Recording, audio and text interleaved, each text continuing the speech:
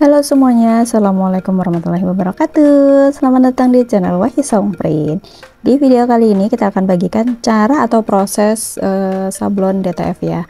Jadi ini adalah kain satin yang kita sablon menggunakan bahan sablon DTF atau teknik sablon DTF ya. Jadi sablon DTF ini adalah sablon yang sudah masuk ke area digital ya. Jadi dia kita cetak, kemudian nanti kita press menggunakan presan baju.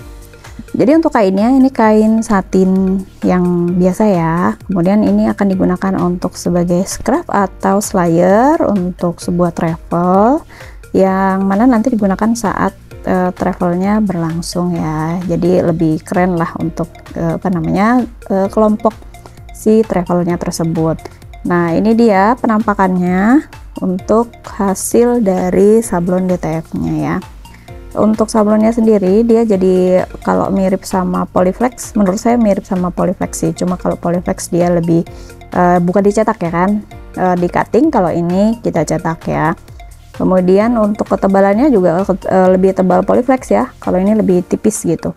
Jadi recommended lah kalau misalnya kita perlu cepat, dan ini punya beberapa kelebihan ya. Pertama bisa kita proses lebih cepat, kemudian dia juga lebih tipis gitu, bisa diprosesnya dengan full color. Kita lanjut ke proses pressnya ya. Jadi untuk prosesnya sendiri ini sangat mudah gitu.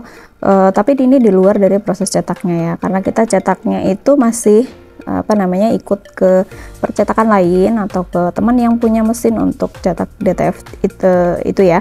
Jadi kita cetak dengan ukuran tergantung dari mesinnya. Ada yang ukuran A3 gitu ya, ada yang ukurannya meteran, bisa kita pesan meteran gitu.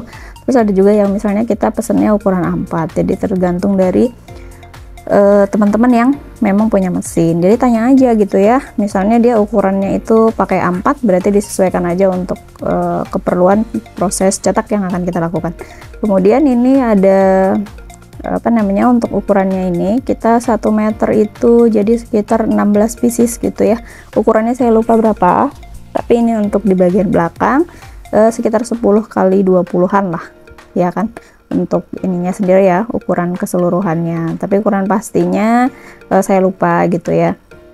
Untuk prosesnya kita potongin gitu ya, karena kita cetak meteran, kemudian nanti kita potongin bagian yang tidak ada cetakannya, kemudian nanti kita akan press. Nah yang kecil-kecil itu sudah kita potong ya guys. Jadi setelah kita potong kita akan press dengan suhu kita 2 kali press. Suhu yang pertama itu 160 derajat, kemudian kita press selama 15 detik. Kemudian ada juga yang kedua, kita press lagi tapi dengan mikanya kita lepas, kemudian kita pressnya selama 5 detik aja, jadi sebentar aja ya.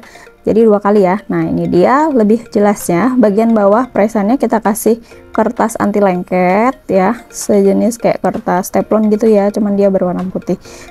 Bukan kertas teflon sih, kayak kertasnya licin, saya nggak tahu nyebutnya apa gitu ya.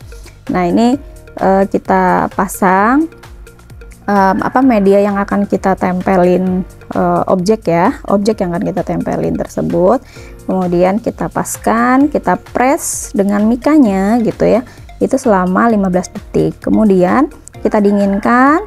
Setelah dingin baru dibuka lemnya. Kalau masih panas jangan dibuka dulu ya guys, karena dia masih bisa terikut angkat bagian tepinya, akhirnya nanti kurang rapi gitu loh, kayak greges-greges gitu kan ya. Jadi tunggu dingin, setelah itu kita gosok-gosok gitu ya, baru kita buka si mikanya, baru di press lagi selama 5 detik. Dah jadi selesai ya.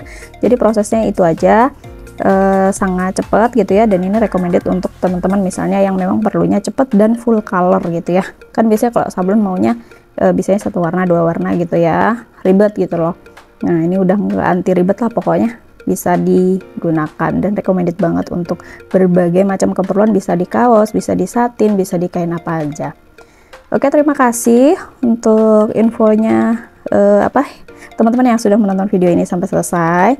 Sekian video kali ini, semoga bermanfaat. Sampai jumpa di video selanjutnya ya. Bye bye. Wassalamualaikum warahmatullahi wabarakatuh.